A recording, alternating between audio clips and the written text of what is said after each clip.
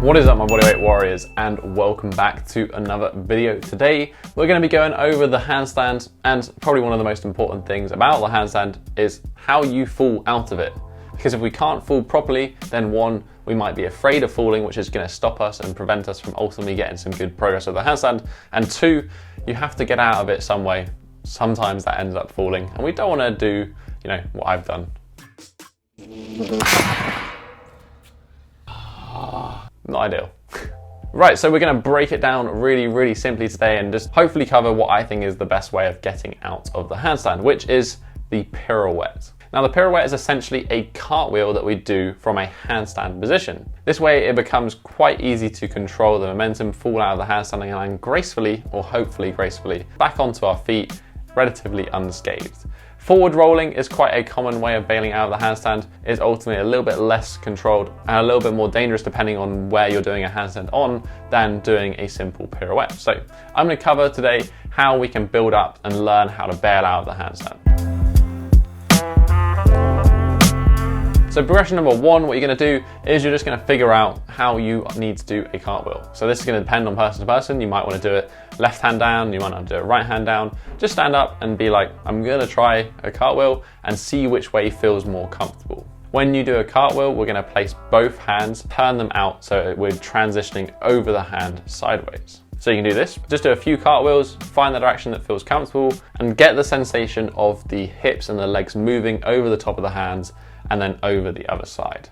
If this is, too scary for you to do initially, just build up to the height that you can do. This might look like a very low and sideways cartwheel, or this might be even just jumping from one side to the other side and getting used to that happening. So at this point, I'm going to presume that you can do some form of cartwheel. It doesn't need to look pretty, but you need to be confident enough to be able to do a cartwheel.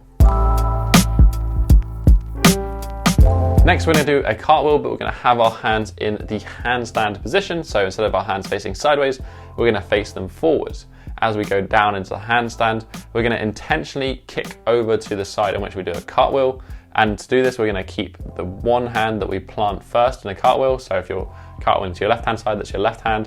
If you're to the right hand side, it's your right hand. You keep that planted on the ground, you lift the other hand, you place it in what would be the cartwheel position, and then you bail out of your handstand. So what this is essentially a bit of a messed up cartwheel with your hand position just completely wrong. So this is essentially what we're going to need to do when we do a pirouette out of a handstand. Initially, this is going to look more like just a messed up cartwheel.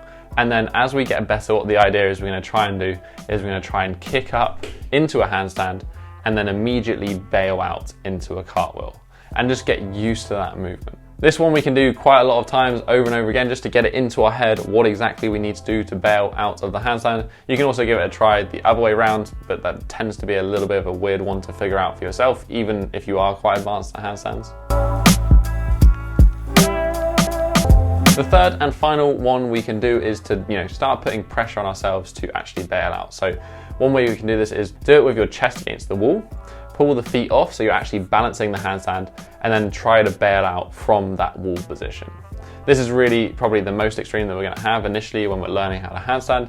And if you can do this, maybe try kicking up onto the floor, holding the handstand and then bailing out after 2 or 3 seconds. The thing with the bailout is if we are afraid of falling in a handstand, if we're afraid of hurting ourselves, it's number one, very unlikely that we're going to do so if we have done a little bit of this and we understand how to do it.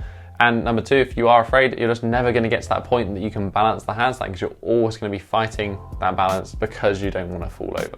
The last thing I want to finish on and just mention is that you don't want to get too overzealous and overeager to bail out of your handstands, because what this can do is it can mean you're not going to actually fight to hold the balance of the handstand.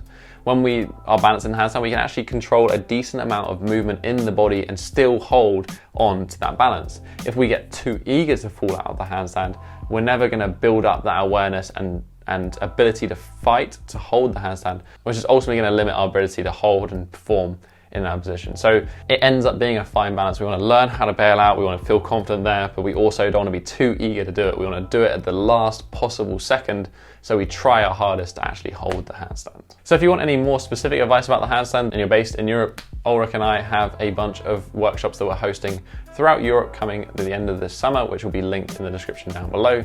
I also have my app Tribe, which has a bunch of workouts for body weight, flexibility, but also handstands in there. So if you want to get going, it works from beginner all the way up to advanced. But that's basically been it for this week, guys. If you enjoyed this video, you know what you can do. You can hit that thumbs up button, support the channel. If you have any questions about today's video or want to leave a comment, maybe you have some other suggestions that you think people might want to try, leave a comment in the comment section down below. While we're down there, you can also hit that subscribe button if you want to join the Bodyweight Warrior tribe. But that has been it for this week, guys. I'll catch you in the next episode.